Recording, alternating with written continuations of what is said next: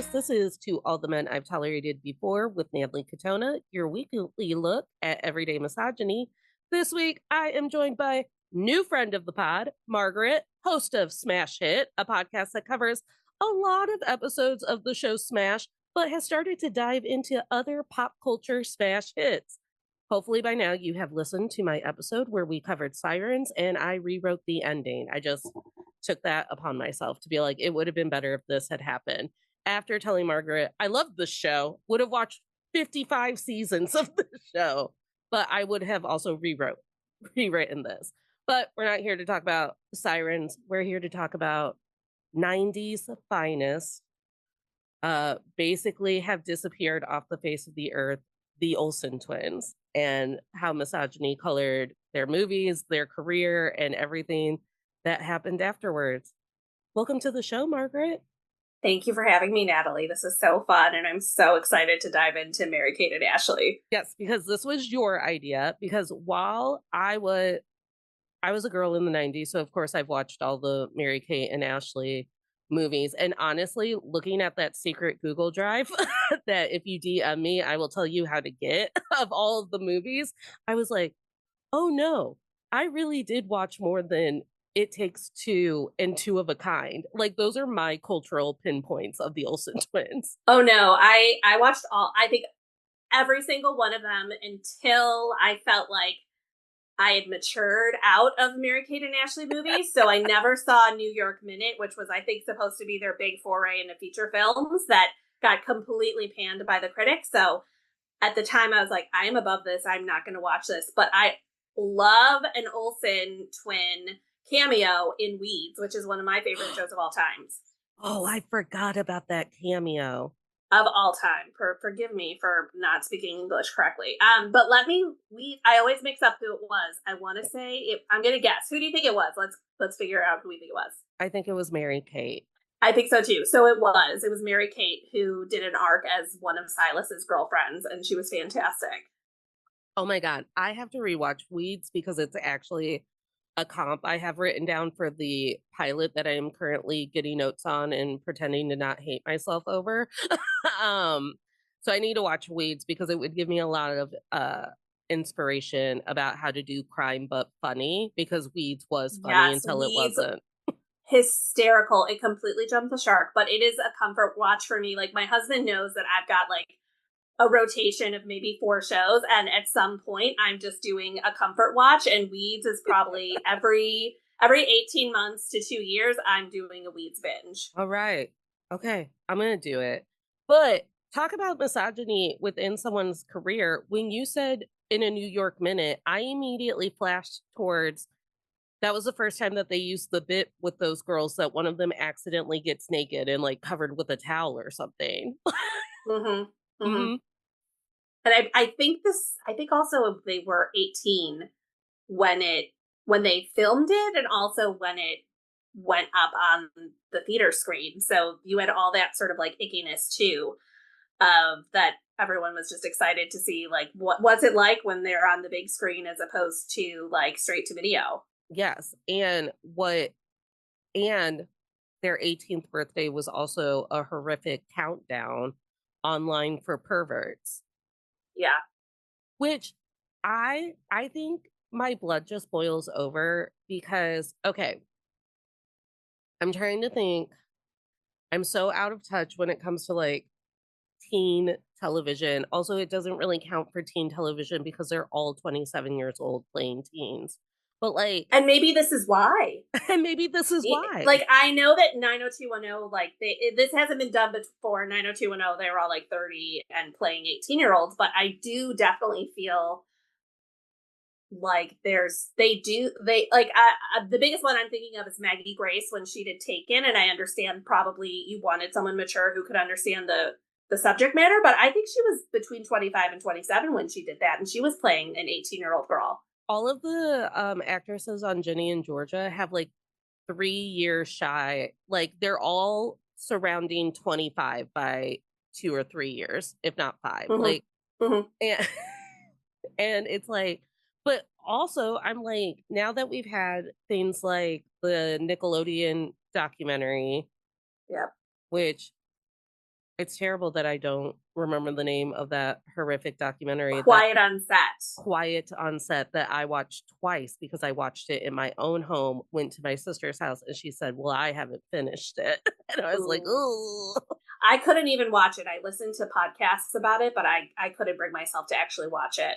Yeah, it's like now I don't know where I fall on whether or not children should have jobs on sets. Mhm, mhm. Like, should and then I'm like, "Well, do we just stop telling stories where a seven-year-old is present?" I don't know what to do. That is true. And the Psych Legal Pop podcast did a really good recap of, I think it was on ID channel, where it's like the demons of Hollywood. So there was Stephen Collins, but then there were a few episodes that were specifically about child stars. And one is a lawyer, one is a psychologist. And they discussed the dynamic of when the child actor is the breadwinner for the family, that's when things immediately go south. And I think that's why we see the Olsen twins as the complete polar opposite of that, and why I think they've been able to be free from all of this and are in obscurity doing probably fabulous things that we'll never know about, because their parents were professionals who also knew how to get lawyers, knew how to get agents, knew how to advocate for their two kids so that way they weren't put in vulnerable positions. Yeah, it's like how Britney Spears had a completely different fame experience than Taylor Swift, both very colored by misogyny and grossness and capitalism, but at least Taylor's family was privileged enough and at a financial point enough where they could maintain a lot of the power of her career while also not leeching off of her. Right. And also, obviously, complete tinfoil hat. But I also wonder, just because Mary Kate and Ashley predate Taylor like by a smidge. And I do remember interviews with the Olsen twins when they were young, like 5 or 6 years old, talking about their parents and the limits that their parents have. That for parents in the 90s, considering having their children in the entertainment business, were Taylor's parents looking to Mary Kate and Ashley's parents, thinking, okay, they did this right. How can we set this up? I mean, I hope so. And as someone who is very excited for the Apple TV version of I'm Glad My Mom Died, starring Jennifer Aniston as Jeanette McCurdy's mom, in case everyone isn't on top of that, I hope that at some point that we start seeing more stories of parents who tried their best to do it right instead of sensationalizing the Mama Junes and the Lena, the Dina Lohan, the Lena Lohans, the Dina Lohans.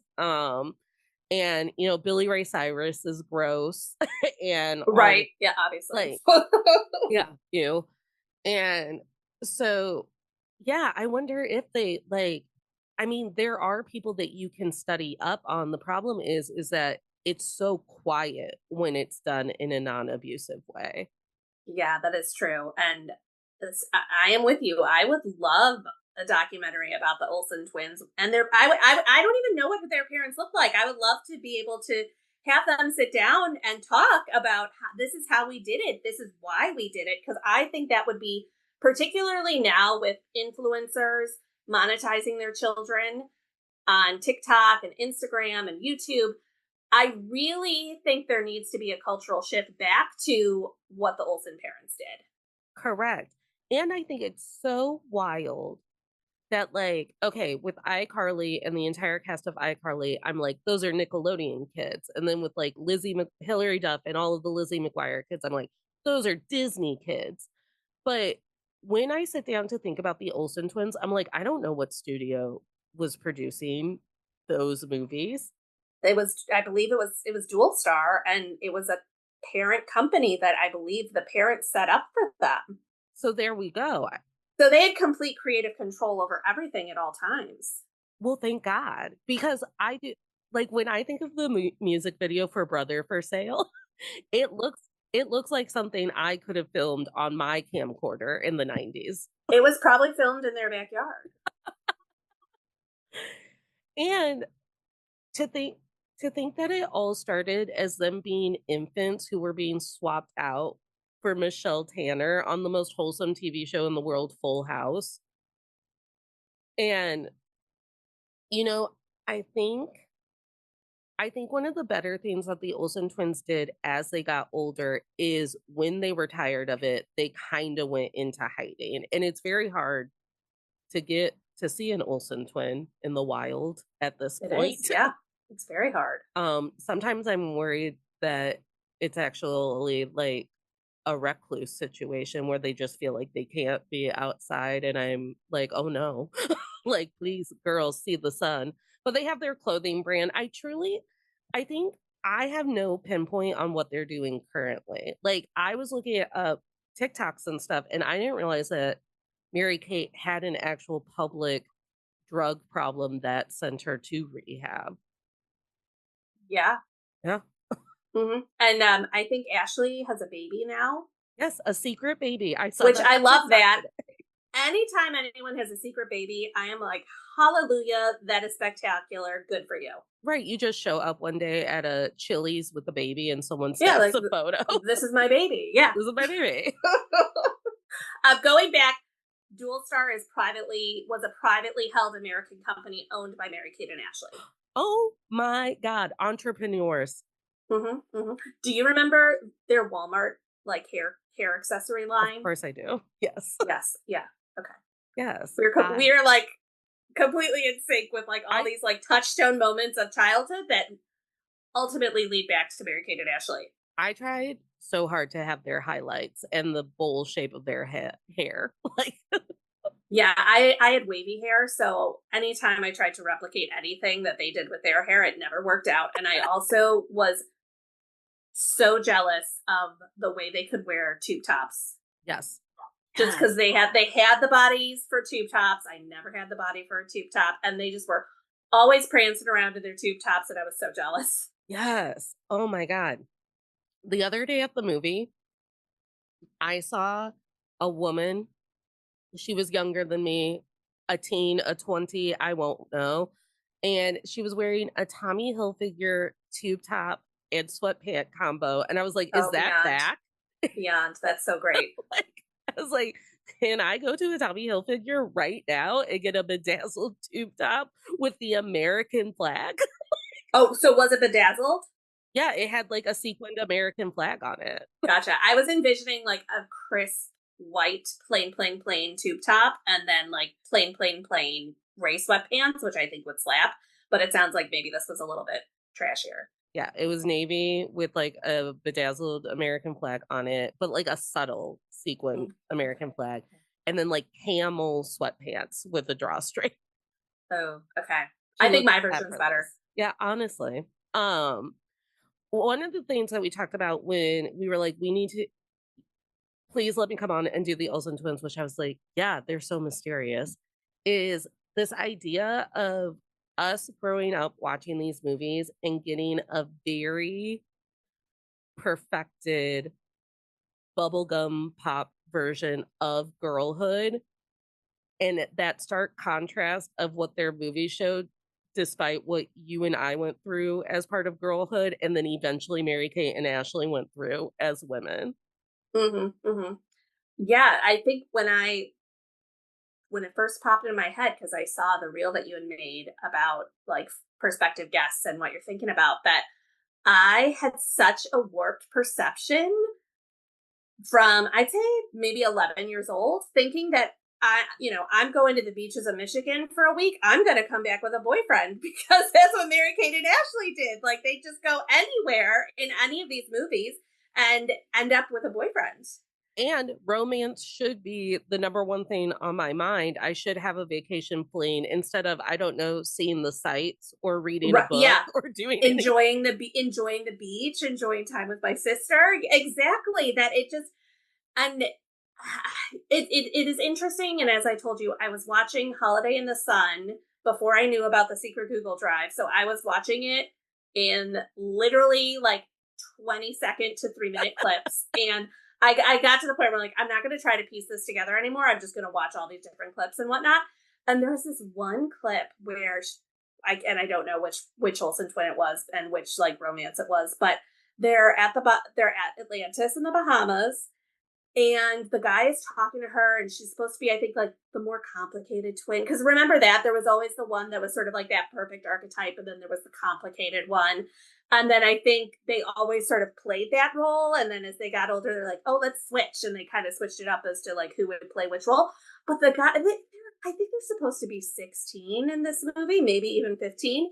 And the guy was like, oh, people like like people like to fix up old houses or go bike riding. You're my hobby, and I'm like, what the fuck? Who is saying this as like a 17-year-old guy? And that is so like you just met this you not even a woman, but you literally just met each other, and why are you talking about this? Not you're my hobby. Yeah, Well, it there's also I'll find it for you and send it to you. It was I was there's like, also the oh, one where they go to Paris and, like, I oh don't yeah, know passport to Paris. Passport to Paris. I don't know what you thought of European men as a young girl during Uh, girlhood, but I was like, "Man, European men come on strong because they just, like, slobber all over you and follow you from cafe to cafe shouting compliments," and yeah. No, I spent an extensive time in Italy between my freshman and sophomore year of college, and I will say I was pretty hot at that time. Like it happened a little bit, but what I envisioned was that there'd be a literal parade following me at all times as I walked around the piazza. That does not happen. But Passport to Paris makes you believe that it happens. The Lizzie McGuire movie makes you believe that that is exactly what happens, that they're so enamored with American women that they just follow you around on your trips. Or the other thing that just kind that blew my mind. Number one, I always wanted to go to Atlantis in the 90s because of Holiday in the Sun.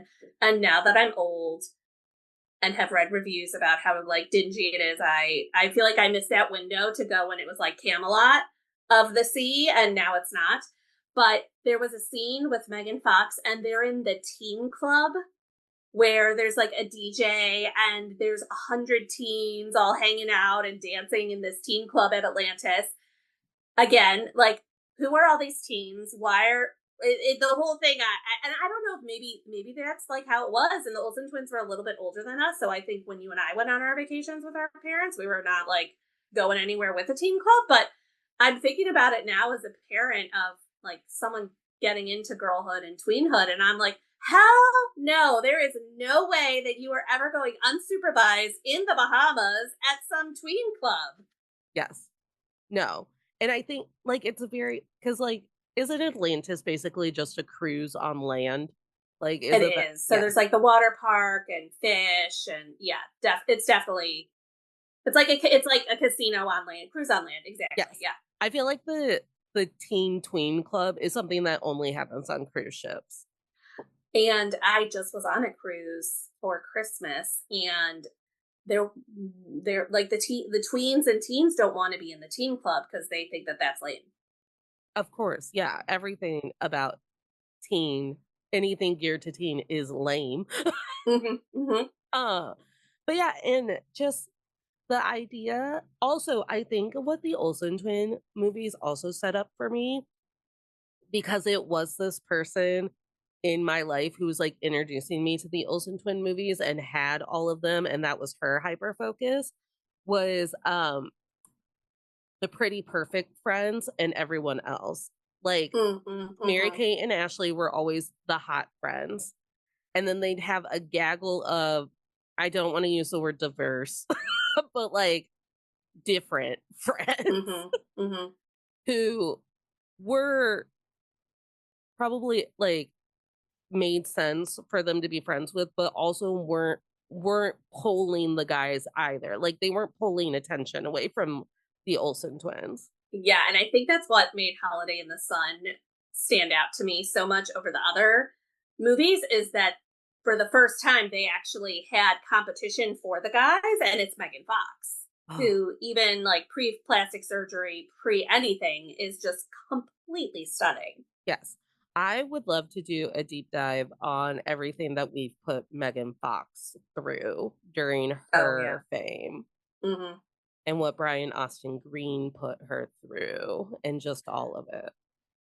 I'm so grateful that I got into podcasts just to kind of learn and listen, because I love pop culture. And when you and I grew up, particularly in the 90s, like a sick day for us was you had your Oprah in the morning, then you took a little rest, you had The Price is Right, then you had your lunch, and then it was time for Jenny Jones and The Maury Show. Like all of these spectacular pieces of entertainment. But so I was always drawn to it, but I didn't necessarily know like the underbelly of it. And I feel like because of podcasts, I'm able to learn about the underbelly. And I think the Olsen twins led the way with this and they were very tactful in how they said it, that I think had they have said some of the things or done some of the interviews as a starlet now versus when they did it, they could have just been blatantly like canceled, kind of like how Katherine Heigl was for a while when she set limits and said, you know what, you're not going to treat me like crap. But the Olsen twins are famous for saying no is a full sentence. We're 18 years old now. If we don't want to do something, we're not going to do it. And I think even at the time, people were like, oh, that's so bratty. They're so ungrateful, blah, blah, blah. But now, like, go girls. That is amazing that they felt comfortable saying that out loud to, David Letterman. And that they had just sort of like reached that point of like what they sort of wanted to do in the entertainment business, that they were like, what if, like, if you're mad at us, you're mad. And that ties back to like Megan Fox, who said the same thing, like Michael Bay's a dick. And she was the one that like was willing to say that. And then she got canceled for a bit. But now that it's okay and people are able to sort of like pull back that curtain a bit, I'm just so grateful that there is this dialogue for people to see that like now some of these like men in power in Hollywood are like, they're not all that, and they're dangerous. It has to come from owning so much of your entertainment work and having your parents run your entertainment company because they were so insular to everyone else's version of fame. So, like, Amanda Bynes was never going to tell David Letterman, I'm not answering that, you're gross. But, like, Mary Kate and Ashley would because, number one, they're probably not used to gross men being involved in their career because their parents are hiring everybody or they're vetting And they everybody. weren't allowed. I'm going back to my theory. I think Andrea I think Andrea and Scott, I think they had a blueprint, and this is what they use, because now look at Taylor Swift owning all her masters again. Oh my God. Andrea and Scott call in. In my head, am I envisioning the couple from Two of a Kind? Yeah. But I know that's not what you look like. And now I think about Elizabeth Olsen, the younger Yes. one. Love her. Love her. WandaVision is perfect television. You cannot convince me otherwise. And she was perfect as Wanda Maximoff. Um, but how she had no problem telling press, Marvel will call if they'll call, and if not, okay. When everyone is so thirsty for their, I mean, Robert Downey Jr. is going back to play a whole new guy. Right. And here's the other piece of it that, again, as someone who just was ferociously consuming entertainment media when I was younger and then got into public relations early on in my career and had stuff that was sort of adjacent to celebrity, of not realizing that for the most part, a lot of celebrities can just go on and live their day. They can go to Erewhon, they can go to Gelson's, they can go to lunch, they can go shopping, they can go to the hospital to pick up their mom. That I always just assumed that there were, and there are certain people like Britney Spears, we know this, that people just were assigned to be outside her house. But for the most part, if you don't want your picture on the Dumas grid, it doesn't need to be. And a lot of those folks who have it, it's because they've called their publicists, and their publicists have called TMZ to say, hey, Sutton Foster and Hugh Jackman are going to be like canoodling on the streets of Santa Monica. Oh my gosh, what a coincidence. It's the day before Younger drops on Netflix again. But like all this, like that interweb that like I didn't realize existed, that I think for the Olsen twins, I think they picked up on that. And I'm hoping there isn't some, I would assume it's a much more glamorous, but like I could see how there'd be some like Grey Gardens-esque situation happening with each of them. They each have their own Grey Gardens, but I don't think so. I think maybe they're just like moving about the Hamptons, moving about New York City, and it's like a non-event because they don't make it an event. Well, and honestly, now all of a sudden the episode has turned from, oh, poor Mary Kate and Ashley Olsen got a really rough go when it came to how gross we were all to them, to, oh my God, they owned an entertainment company probably by the age of 9. Mm-hmm, mm-hmm. And I, it still just boggles my mind that their parents have the forethought to put all of that in their name, even though they weren't old enough to own a company and or run a company. Like, I know. I'm looking up what their parents did. I think they were in the biz, but I don't want to be wrong. Olsen parents jobs. Oh, okay. So this is a People magazine article, so do with that as you will. But it said that Jarnett was a former ballet dancer and David worked as a commercial real estate investor. okay. So it sounds like maybe they probably, I think, I would imagine based on those two like former careers that there were people in their circles that they could call and say like, "Hey, friend that's been in a Lifetime movie, how should I do this?" Yeah. And oh my gosh. Because I think so there's this whole part of their career where they don't want to be involved in any, like, they're not going to 90s con to sit with John DJ Stamos. John Stamos.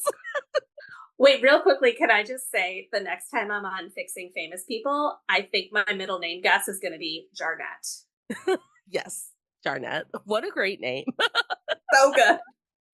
But um, yes, 90s con with John Stamos. right. They're not going to sit next to 90s con with Candace Bergen. That's who I was trying to I was like, what the fuck's her name? CCB, CCB. Candace Cameron. Candace It Cameron Bergen. it is unfair how incredibly gorgeous that woman has aged. Yes. Considering Like, that she's filled with hate. yes, and that probably is why she looks so good. But anytime I see some clip of her, I'm like, holy moly, you look like $80 billion. You look so good. But in an effortless way that I don't understand, because it's not like she all of a sudden I'm like, did you get your lips done or something? Like, she just continuously looks like DJ Tanner. Yes, yes. Like exactly what you think DJ Tanner would look like growing up. And so does I DJ looks good too. Stephanie. And yeah, Stephanie and Andrea Weber. What was Kimmy Gibbler? Kimmy They all Gibbler. three Yeah. of them look really good. Yes. So they all look really good. I'm sure none of them talk to Candace now that Fuller House is done, because again, she's full of hate. Mm-hmm. But so there's this fact that, like, because they were America's babies in the 90s and Full House was everywhere, and so were the Olsen twins. And we knew that Michelle Tanner was played by, like, it's one of the first names that pops up, I think, during the theme song of the show, that Mary Kate is played by these two twin babies. That there's this ownership that I think America has, that like Netflix had to write in a joke as to why they're not in Fuller House, and like almost that there's like some animosity between the rest of the cast, because I don't know, probably because the Olsen twins were business owners and then became fashion moguls and you guys were doing nothing. I don't know. Yes, and this was another thing when you and I were talking that like totally grinds my gears. That these grown ass people, like I think John Stamos is in his 60s now, like that they're still whining and making headline fodder about the fact that the Olsen twins, who I were they 7? And like the oldest they could have been when Full House went off air was 7. That these kids who probably barely remember most of this aren't still like in your like weird aura that you just do for clicks and likes. Like it's the whole thing is just it is astounding to me, because also now that I have my own kids, you realize they are like they've got fishbowl brains. So someone that was super significant to them when they were 18 months, they are going to have zero recollection of said person unless they're seeing them every single day or very regularly or FaceTiming with them when they're 7 years old. Correct. I mean, also, I just know this because of my expansive knowledge on One Tree Hill because it's my whole personality. Mhm. Mhm. The little he's not a little boy anymore, he's a grown man, but when he was a little boy, the little boy that played Jamie, Haley and Nathan's son, was so harassed by the fan base and was so bullied by them because they're jumping the shark with this 8-year-old who talks too smart and talks like a grown up and he thinks he's funny. Why is he getting funny lines that he doesn't do to that millennial con? It's very rare for him to come out and do an event or whatever. And I think it just really opens up the fact that maybe we just let kids who want nothing to do with their first job that they had when they were 18 months old Mhm. let it lie. And I do think that John Stamos really heads that campaign of they should be more involved with us. Why? Yes, and because I think a lot of this too with Dave Coulier's cancer battle has popped up again because John Stamos, of course, has to get in all the headlines about Dave Coulier's cancer. But I saw a headline where, and I can't remember which of them said it, but essentially they talked about the healing they were able to experience with the Olsen twins when they came to Bob Saget's funeral. That's gross. It's so gross. That's gross. It comes off as very predatory. It is Why? so gross. Well, and I think it's just how, and again, this goes back to the countdown until the Olsen twins are 18. Literally, just how indignant and possessive men are of women who are just standing right next to them in a room and how they feel like they deserve our time and our emotions and we should always be playing towards whatever ego fit they're having in that moment. And I think it's an ego fit. Yeah, absolutely. And I wonder too, with the prevalence of TikTok, Instagram, paparazzi who were stationed right out there watching the funeral, if this had happened 20 years ago, I don't necessarily know if Mary Kate and Ashley would have bothered going to the funeral. I feel like they probably felt okay, we have to do this because if we don't, the internet will truly crucify us. Yeah. Well, and I also understand like I guess I understand showing up to a funeral because of the okay, that was a person. He did play our TV dad. It turns out that Bob Saget was really good to the kids on set. So maybe they have some fond memory of him at least being nice to them. He barred them from all of his nasty, raunchy comedy tour stuff. And I think that that was a beautiful choice. Thank you, Bob. Thank you, Bob. Um, so if it was gonna be anybody, I think it would be Bob Saget that whose funeral or wedding or whatever they show up to. I think they'd give a big fuck you to John Stamos because it's my understanding he wanted them fired. Yeah, he did. And he Yeah. still talks. That's the thing. He still talks about it. You and I are mid-30s women who are younger than Mary Kate and Ashley. And he is on podcast this year talking about getting Mary Kate and Ashley fired. It's in his memoir. Like, And also that memoir, thank you, Chelsea Devantez and Glamorous Trash for doing it, opened my eyes to Uncle Jesse because how in love were you with Uncle Jesse during Full House? I was pretty in love with Uncle Yeah. Jesse. Yeah. When But now what? Watching back, I'm like, oh my gosh, all these men have arrested development. It's terrible. And also, Danny Tanner is a 32-year-old widower or something like that with 3 children. I'm like, oh my goodness, the 90s. the 90s. Yeah. I was in love with Uncle Jesse to the point that when Chelsea Devantez let the Patreon members know of Glamorous Trash that they were covering John Stamos's book, I watched the music video that Oh, John I could Stamos sing it. I could sing forever right now. forever. Yeah. And I realized that I actually knew the music video beat by beat. I was like, oh my gosh, I remember The candles, the the candles, vest, the, the sheer curtains the blowing. linens. Just forever. And also, John Stamos, I don't know, cut a record, get off of the Beach Boys. If your calling was to be a rock star, why didn't you do that? he's one of those people, and I'm gonna pair in the guy who plays Smith from Sex and the City into this as well. That I think there are just some people that are so aesthetically beautiful Yes. that there's like no place for them. Like they they can't go anywhere. I think he's the reason why I taught myself to like yogurt. I like exactly one type of yogurt. I don't think Oikos, right? Was it Oikos. Oikos? Okay, Yes. yeah. And I only Mhm. like their whipped orange creamsicle yogurt. I don't even think that they have it anymore. And therefore, I've stopped eating yogurt. Mhm. I Mhm. only eat plain Dannon's vanilla yogurt with granola and chocolate chips in it. Um, but yeah, do you remember his like beautiful yogurt commercials? And I was like, oh my God, he's still got it. Look at that hair.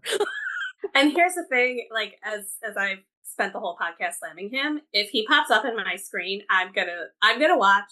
I will watch and be like, damn, he looks so good. And then be like, Um, ew, gross, John Stamos.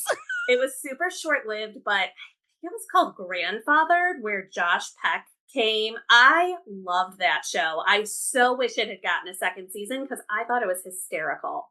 Yes. And so John Stamos's like memoir is eye opening to just like he he and Matthew Perry, may he rest in peace, had the same idea of like any beautiful woman should just get to date them. Mhm. And I'm like, leave women alone.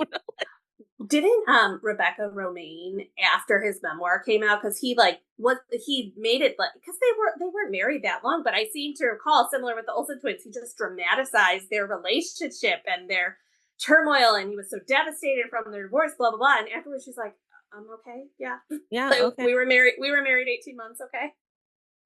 Oh my God, it was only 18 months. I mean, it could have been long. I don't think it was very long, Rebecca, but right he in. Rebecca. Because that's the one marriage of his that I remember and hers. I guess is she She, still I married don't to know if Jerry she married O'Connell? Jerry O'Connell, but I think they're still together. I do like me some Jerry O'Connell. Uh, but yeah, like it's just, and again, I think it's just like an ego thing. And I think those parents did the smartest thing by just like putting them all in their own movie production company and just like it really removed them from the male ego in a way that I would be blessed. Could Mm-hmm. you imagine just showing up to work all day long and the worst ego you might have to encounter is your father's? Right. Yeah. And at least with fathers, you can be like, "Dad, shut up." Like you Mm-hmm. can't tell David Letterman to shut up. I mean, I probably have in my head. Like the Olsen twins literally walked so Renee Rapp could run with the ugh. Oh God. Yeah. Oh, I love her. I love I her. love Renee Rapp. I love it. Her concert tickets for Chicago are horrifically expensive, so I won't be going, Really? but I support Oh. her. Yeah, they're Oh well, like good for her. $600. Are you kidding me?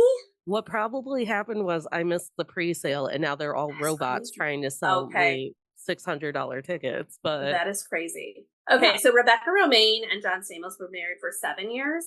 So I Oh, get okay. that's a That's decent a amount of marriage. That's time. a marriage. But she was just like, okay, like we were young, it happens. Again, these men who won't move on from the first woman who dumped them and told them no. Mm-hmm. Mm-hmm.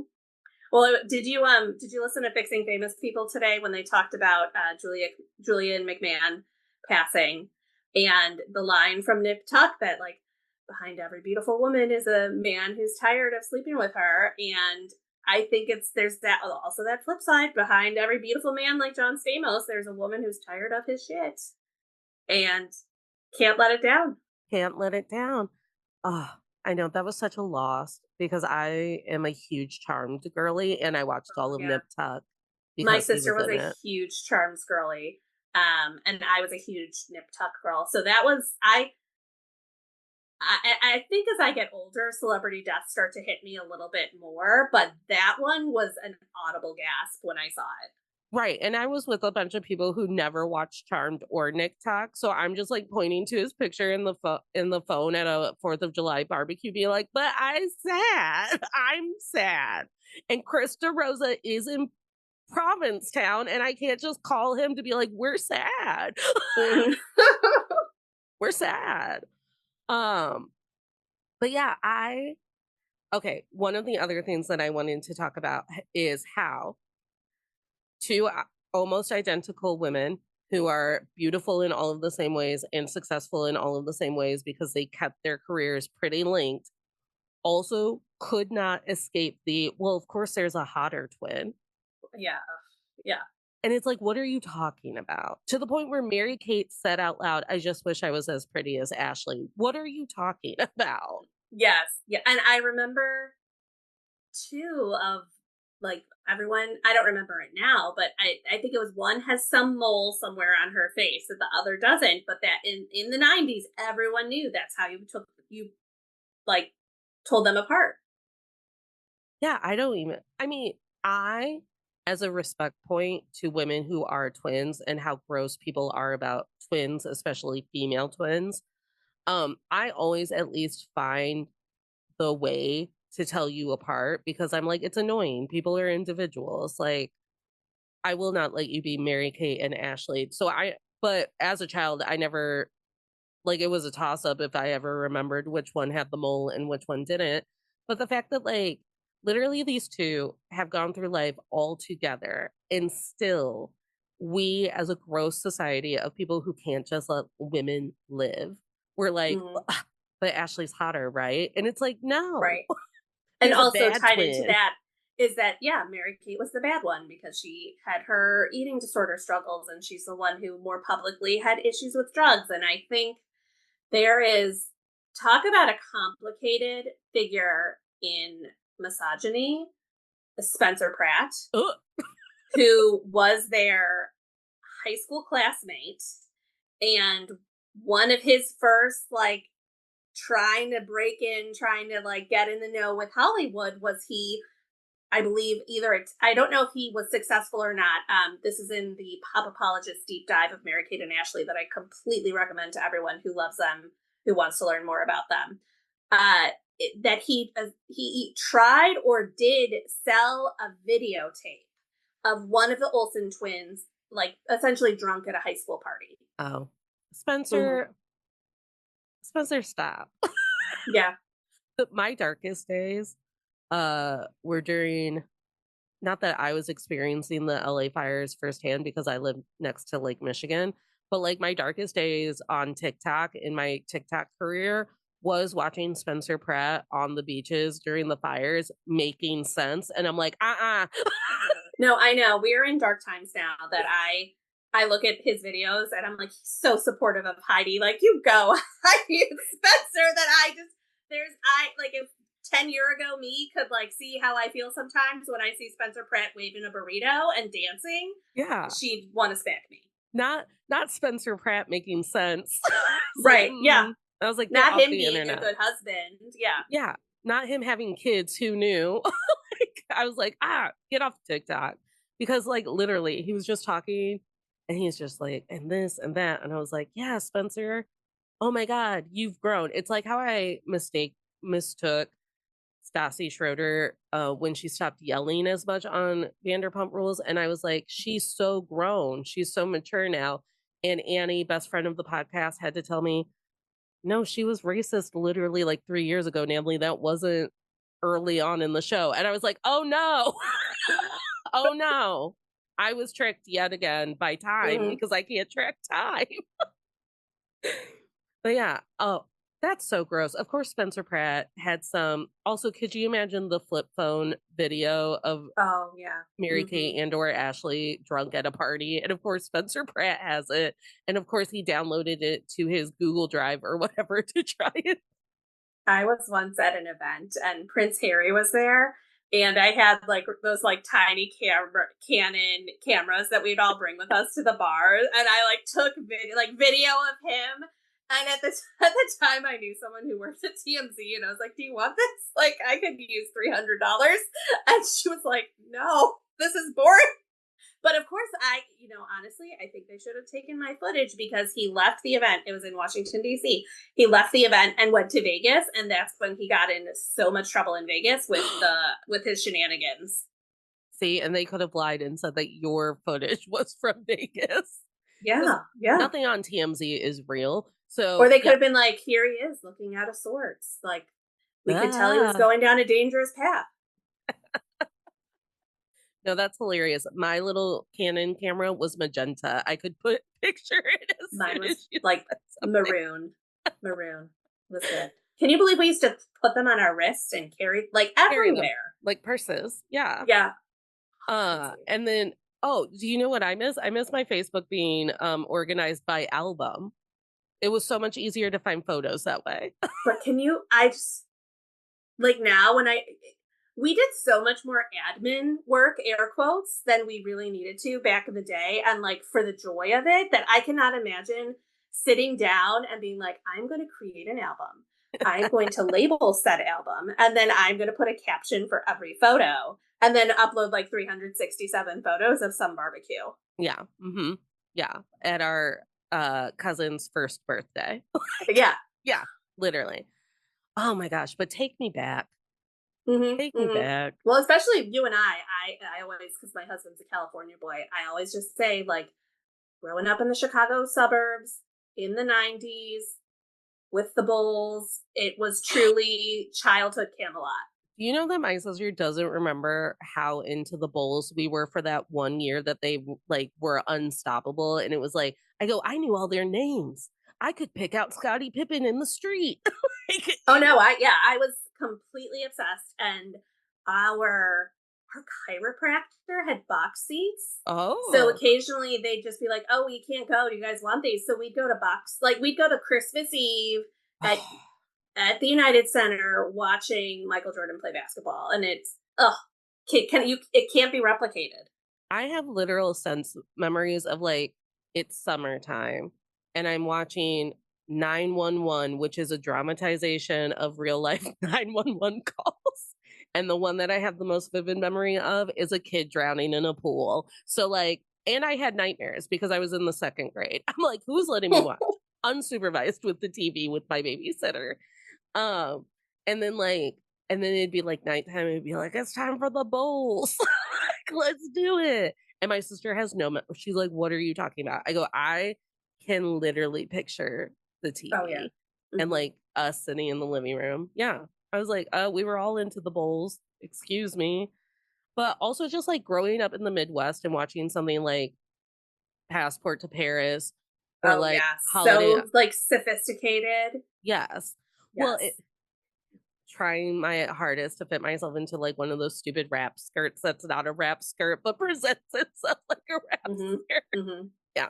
I remember always being jealous of like the kids who would go to Mexico, Jamaica, Atlantis, and come back with like the bead braids in their hair Uh-huh. from Yeah. spring break and be like, oh, all I did was go to the Wisconsin Dells. I Where did I get my hair wrapped? It was not a Caribbean location. It was probably Disney World. I got a hair wrap at Disney World. My sister got it. My sister got it done once. In Michigan on the beaches, and it lasted like a second because it. She was like, "No way, this hurts so much." After my parents spent what probably is the equivalent of like $75. If I There's no one more money anxious than I am. So if I'm going to wrap my hair in embroidery floss, I'm literally keeping it in until the piece of hair Falls that out. falls out. Yeah. Like it literally just fell out one day, probably while I was at school. And I was like mortified as it was like dangling 3 feet below my actual hair. Yeah. I I don't know. I would love for there to be not a grown up Mary Kate and Ashley Renaissance. I think we have that in Elizabeth, and honestly, leave her alone too. And I just want them to be left alone and to sit on their piles of heaps of Passport to Paris money. But I would love for the youth to find the Olsen movies and just be like, see, this is what your childhood could have been. Just watching these shitty movies. Like all the Gen Z, like what needs to happen is Gen Z needs to find out about the Google Drive and it become like MK&A talk, and all it is like analysis of their Yes. movies. Well, because here's a sad truth too. And I've confirmed it with a handful of people that I know who work in television and movies and journalism. And maybe a handful is three. I don't know. I one day woke up And I realized there's no Double Trouble Halloween movie. There's no Now and Then hitting the movie theater anymore. There's truly no entertainment for kids who are like 8 to 13. Like, you're like a big kid, so no one knows what to do with you, but you're also not 15, so no one's taking you to signs.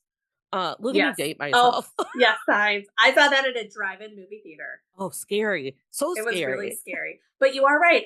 One of my children had a tonsillectomy, and you just have to lay on your butt for 2 weeks. And after a certain point, I'm like, there's only so much like Liv and Maddie or whatever like smut from the Disney streaming service she's watching. So I found It Takes Two. That's the one out of all of them. You can find that on streaming. So we did like It Takes Two, Freaky Friday, just like all of the like that whole repertoire of stuff we watched or that we had like slightly aged out of, but we still watched. And that's what I let her watch. We melted our VHS copy of It Takes Two. We would watch it and rewind it, and we just kept it on for an entire summer. Steve Gutenberg, like Ah, where did he go? Why isn't he everywhere? I need a Steve Gutenberg renaissance, please. Ryan Murphy, Netflix, someone just like create a miniseries for him. talk about the original daddy. Where is my daddy, Stevie Goody? Like, get him. Get Yeah. him out of retirement. I'm waiting. And I think he popped up during the LA fires doing like sexy things, like helping animals or something. So let's bring him back. Ah, with his enormous amount of chest hair that as an 8-year-old, I was like, ooh. Ooh. Ooh. Yeah, Kirsty, get on that. Get on Oh Steve. God, Christy Alley, R.I.P. I I know. loved her. Another Another yes, complicated figure, Scientology. because I But got, and I won't say from who because I've already forgotten that's how insignificant you are.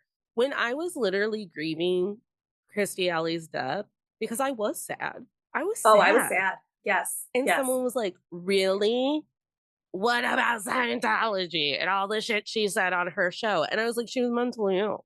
Like, she was mentally. Also, I still watch. I can do the entire movie of Drop Dead Gorgeous. Like, I can do the from start to finish. But my dream role is to do that monologue in front of the exploded swan float. That's my dream. Um, Literally, apart from Mary Kate and Ashley movies, For Richer, For Poorer, where she Oh has to yes. pretend to be Amish with Tim Allen. One of my favorites. Like my sister and I, we could watch it once on the VHS, finish it, look at each other, and say, "Let's watch it again," and Yes. just pop it right back in.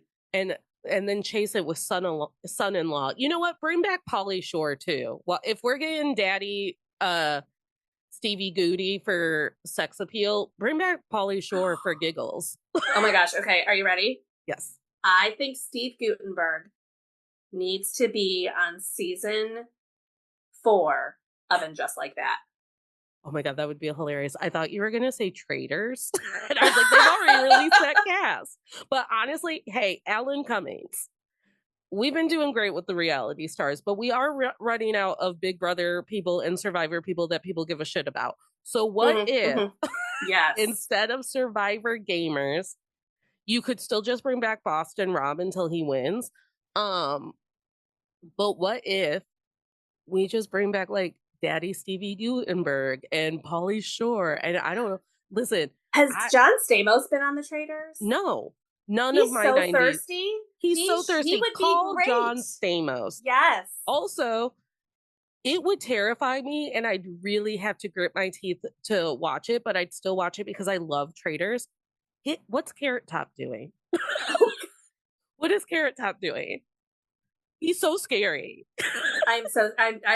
You're bringing up a memory. It was the Japan Olympics in the late 90s, and Carrot Top was on Letterman. Oh my god. And they did a skit because there's always like controversy with the figure skating and whatnot, but there was again controversy with the figure skating and the judges, and they did some bit where Carrot Top like essentially seduced and slept with the judge from Russia, and it had the two of them naked undercovers with like holding up the judge's scorecard. Scarred. I was scarred. I was probably Carrot 8. Top. And there's like Carrot Top. Obviously not like hardcore nudity, but still enough nudity for an 8-year-old to be like, oh my gosh, I should not be seeing this. And it was a like early version of Carrot Top when he didn't like literally make fear chills run through my body, or ripped steroid Carrot Top, because I can't look at that one. He looks like a plastic Veggie Tales He's now. so scary. It's really scary. Yeah. He's But still, he should be on the Traitors. But he should be on the Traitors. Alan Cummings, I should work for the Traitors.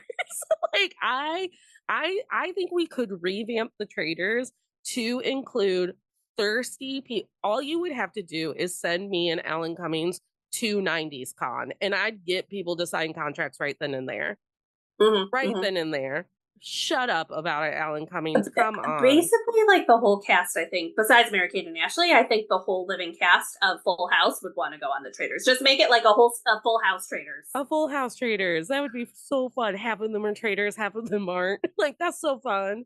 Come on. I'm trying to ruin my favorite reality competition. But, oh my God. What were we even talking? Oh, so yeah, I maybe you can clear this up for me, because I don't watch Disney Channel originals anymore, so I don't actually know if they're still a thing. And I have a base knowledge of cartoons that Nickelodeon is doing. And then I knew that a comedian that I have a lot of respect for, Jay something, during the pandemic or whatever, Nickelodeon gave him like a kid's sketch show to do or something. I don't remember. But I truly don't think that there's enough older kids entertainment. There really isn't. And I was told it's because studios don't actually think there's money in it. And I'm like, who do they think? Again, if you made one movie theater weekend, a weekend, not on Tuesday. I go every Tuesday because the popcorn's free and the tickets are $5. But if once a month you knew that for a Friday, Saturday, Sunday combo, all of the movies were $5 and maybe the popcorn's free, I don't know, let's get crazy, and you actually created tween productions again, I truly believe that we could bring back movie theaters. I don't think that anyone's interested in bringing back movie theaters but me. I'm with you. Let's start a tween. I don't know what it's called. I know in publishing it's a vertical, but like we need like a tween art house, and we just make movies for tweens. Yeah, because I think about when people ask me, what are the movies that changed you from the inside out? I always think about the movies that were appropriate for me, but my mom was also going to get down with them. So like Now and Then, a banger. Practical Magic. Maybe I shouldn't have been watching that at 9. Yes. I don't know. Yeah. Practical Magic. Yeah. Hope Floats. Hope Floats. The edited version of Dirty Dancing that they would put on WeTV. Not full-blown Dirty Dancing. The edited for TV version of Dirty Dancing. Mermaids. Although I did text my mom while I was watching Mermaids for our spinoff show, Still Comfy, and I was like, you let me, at 12 years old, watch this movie where Winona Ryder, who is maybe 16, has sex with the 28-year-old like hermit bus driver. And he also kisses Cher. And she's like, that movie's beautiful. And it's about mother-daughter relationships, and that was really important. Did you know Amy Schumer owns the Mermaid's house? What? Shut up. Yeah. She doesn't deserve She's that selling house. it. She's selling it. But yeah, it's like $11 million or something. I say let's get a GoFundMe, everybody. Let's get it. Let's all live in the mermaid house. Oh my God. Yeah. No, honestly, anyone can have the mermaid house. That's fine. I want the Practical Magic house. Oh, that is the house I want. Oh, and Aiden Quinn, that's another daddy that needs another resurgence. Yes. So honestly, like the heart of this episode is start catering to tween girls again, because they are our future. Like, Yeah. I don't know. I guess thank God for this Google Drive that TikTok sent me about the Passport in Paris movie. Like now I can watch all of the movies for free or whatever. Because what are you going to show your kid when they're laid up from school or whatever? Yeah, Like, it was a challenge. yeah. Also, like the Disney original movies, a lot of them still are on Disney Plus. I know this because for COVID Thanksgiving, when we weren't supposed to gather, I watched The Color of Friendship. Oh gosh, that was a good one. That's a great one. There's some was it Xenu, the Xenon, space girl of the princess? 21st, Xenon, girl of the 21st century. That's her name. Yeah, with Raven Simone. Because and the other thing that grinds my gears so much now about like the stuff that's geared towards children, towards tweens, is there's so much, and I like, and everything that's geared towards you and I right now is the same. It's blatant consumerism Yes. of buy, get this, you need this eyeshadow palette, you need this blouse, blah blah blah. That I just would love for there to be entertainment for kids that is gentle to their synapses in their brains and also isn't about like you need to go buy this. And while yes, there was definitely some consumerism tied to the Mary Kate and Ashley movies, I do think that there was like a gentleness that you don't see now in Yes. tween television and movies. Yeah. My sister repeatedly tells me all the time, my freshman students aren't watching that shitty The Foster show that you're obsessed with on Freeform. They're watching Shameless. And I'm like, that's a grown-up show. And she's like, you're a grown-up. You should actually probably change to Shameless. Why are, but I love Freeform because it really does, it's like grown-up Mary Kate and Ashley content where like Yes. sex and like friendship breakups and things are happening, but it's so easy on the brain. Yeah, so it's like because I think Freeform is now what was ABC Family, Yes. Yes. which was kind of like after you've graduated from Nickelodeon and Disney, this is what you watch now. What I think is lacking is that in between, because there is an in between. Like at the end of the day, like should an 11-year-old be watching Secret? What was it called? Sex Lives of the American Teenager? Secret What Life of the Secret Life? American Teen, Like no, you a shouldn't be watching dumpster that. fire show. But there needs to be an in between. Yeah. Here's the problem. ABC Family used to play The Secret Life of the American Teen directly after Seventh Heaven reruns. So you're watching your good Christian propaganda show. I'm really mad at Stephen Collins for ruining all that for us, that we can't watch Seventh Heaven reruns regularly. And then it rolls right into, now remember, you could get knocked up as a teen and it's going to be funny, but also awful. The Sherry Appleby episode of Seventh Heaven where she joins a gang and Yes. they throw her mattress and find all the knives and chains underneath her bed shook me as a young tween. I was so scared. Yeah, because honestly, like I I think that it is honestly the right call for there to be movies like Passport to Paris and Double Trouble and Holiday Under the Sun. Probably In a New York Minute is good. I don't know if I ever saw that one. But because sure, it presented me a false idea of what girlhood actually was, that it was all just going to be like luauts and Right, luau's and boyfriends and lip gloss. saving the world, or the one where they like save the Model UN. Yes. Yes. What's that one called? Who knows at this point?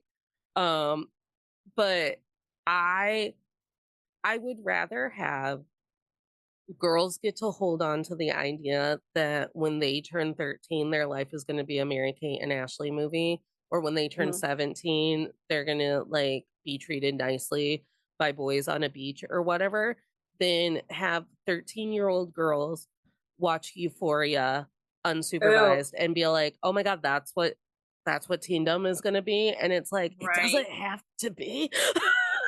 Yeah.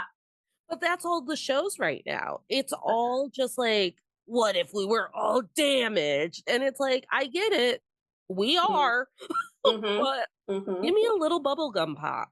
Yeah, and I think that's why the Barbie movie did so well too, because it it it was a bit of like this fantasy land, but also like just something that we all wish for. Like, let's wish for a supportive world where we all just tell each other how pretty we all are.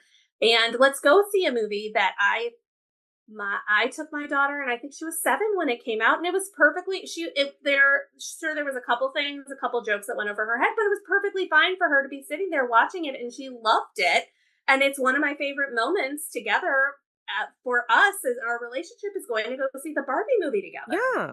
That there needs to be stuff like that. We we were on the cusp of having girlhood back when Barbie was in movie theaters and the Eras tour was going on, and we're like, "This is for the girls. Life is for the girls again." And I feel like media like the Mary-Kate and Olsen films and Lizzie McGuire and all of these, like, they're not teen, soap operas like One Tree Hill, even though it's my whole personality, but they're also not, I can't even name a little kid show from our past. I don't know, Blue's Clues. They're not that. They're just like these shows about girls cracking jokes and figuring out puberty and all of that. It needs like it made girlhood feel like a phenomenon that we got to go through. And I would love for girlhood to feel like a phenomenon instead of a trauma again. Right.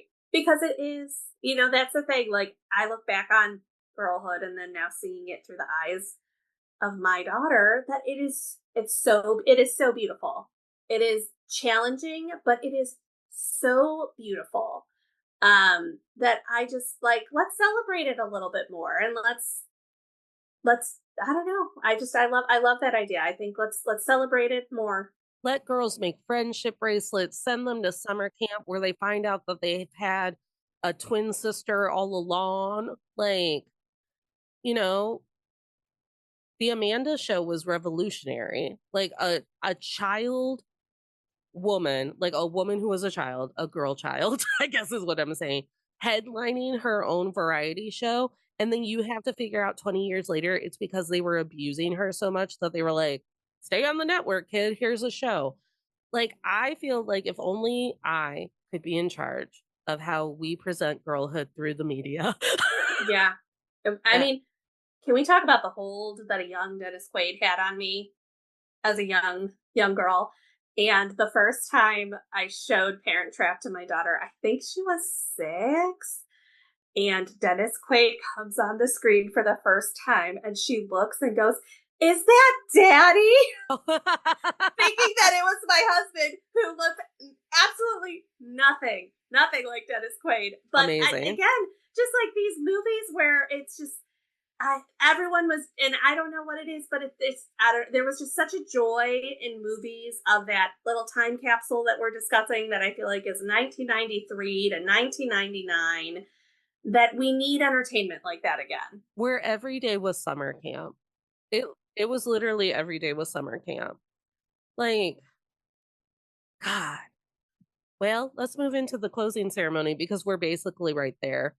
What is a lesson that you learned from the Olsen media and their experiences with press and other cast members from their former projects and just their fame in general? I think the biggest lesson I take away from it is just its boundaries, and looking to them as archetypes for how you can be powerful, you can have money, but you don't need to be thirsty. And I love that. And we never even really touched on it, but my understanding is they're both still really involved with the row, and it is like a cult following, that people just love their fashion line, which good for them. I hope someday I can, number one, be skinny enough to fit into their stuff, but also be rich enough to buy it. But I would love to be able to support them and get their stuff, because like, Go. go girls, go girls. But that is what I'm taking away from it. And the other thing too, and I think these days people are so quick to respond, or they're quick to react as opposed to responding. And what I have loved about the Olsen twins as they've grown up is they are so selective in where they go, how they go, what they're going to say, that I do think, to me, they are probably living their best lives, being free of TikTok and Instagram and TMZ and all of that. That I think, like, that's who people should look up to. Like, if Yeah. you want to be in the entertainment business, I think that should be the dream. That should be figuring out of like, okay, how can I do this? How can I make my money? How can I get that seed? So that way then I could build something, scale it, exit, and be able to live my best life. Because let me tell you, I'm an a person who is just starting to scratch at their maybe I'll make TV one day dream. Hmm. And I'm already tired about how thirsty people are. I'm already Mm-hmm. tired. So everyone be an Olsen twin. Yeah. Yeah. Yeah. I think the world would be a better place. Yeah. What is something that you would like to manifest for the general collective energy or the Olsen twins themselves? What I would like to manifest. I would love to manifest a sit down tell all with maybe like Greta Gerwig interviewing the Olsen twins and just asking them about fame and asking them about celebrity and how they are treated and how they've been treated, and just learning, because my as I'm getting older, I'm realizing how just terrible the media can be.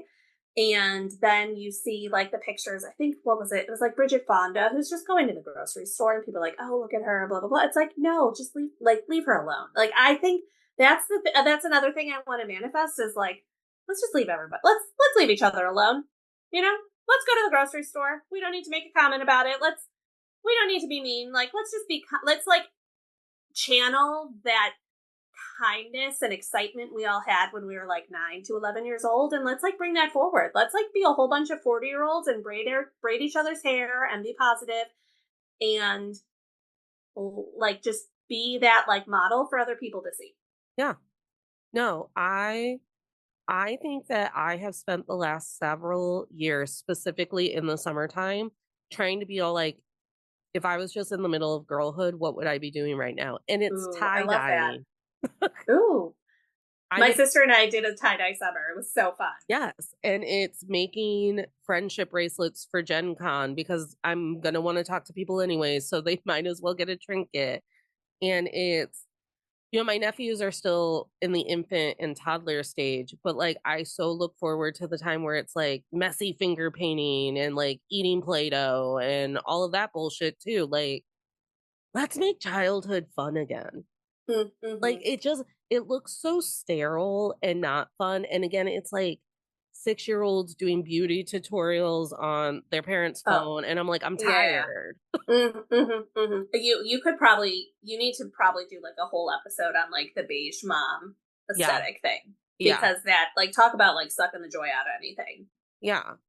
So, yeah, like, the '90s sucked for a million ways, but there was something, like, so pure about getting to be a kid in the '90s because you didn't Hmm. realize that it sucked, Right. Yeah. and I feel like kids are so aware now that things suck. Mm-hmm.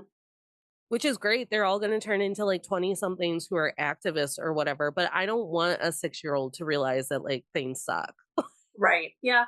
I think that's very wise. Yeah. Margaret, thank you so much for bringing this topic to the show. This was such a fun walk down memory lane. This was really fun. This Tell unlocked many memories. tell everyone where they can find Smash Hit and Sure. get on it. What do you call your You fans? Is it Smashers? you know what? I don't have one yet. I don't have a name yet. I need to think about it. I love naming people's I podcast believe Krista audiences. Rosa Krista Rosa had suggested the Smash Heads. Yes.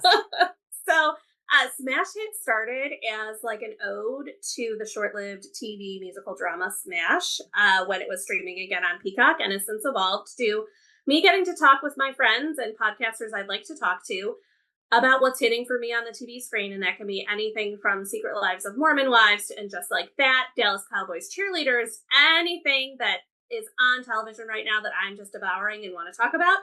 That's what you can find on Smash Hit. I am also on Instagram at Smash Hit Pod. Yeah. Did you and Chris do In Just Like That recently? Is that my memory playing a No, trick? we have not done Just Like That. We did Poop Cruise, Oh, that's right.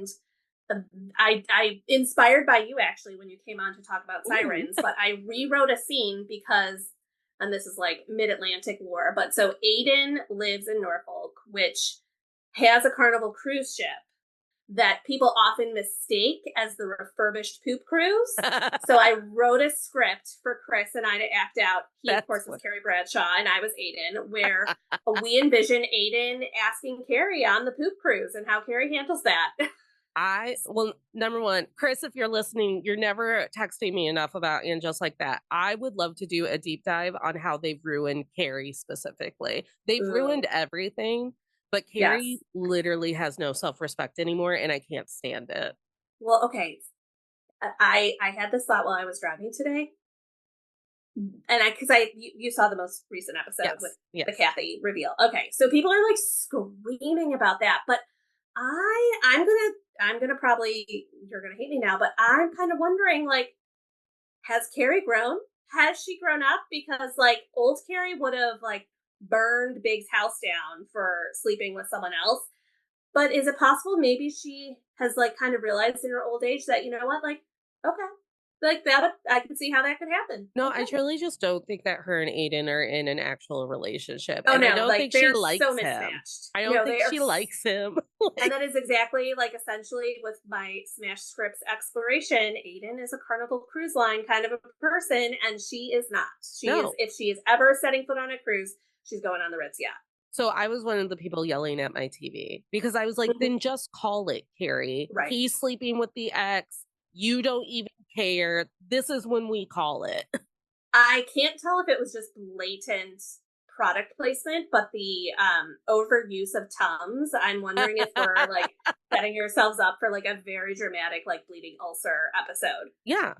Because I, number one, I'm going to finish this recording before I do a whole new episode on And Just Like That. But tolerators, make sure to follow Smash Hit and get all of your pop culture news and fun out of it after getting all of your misogyny drama from me.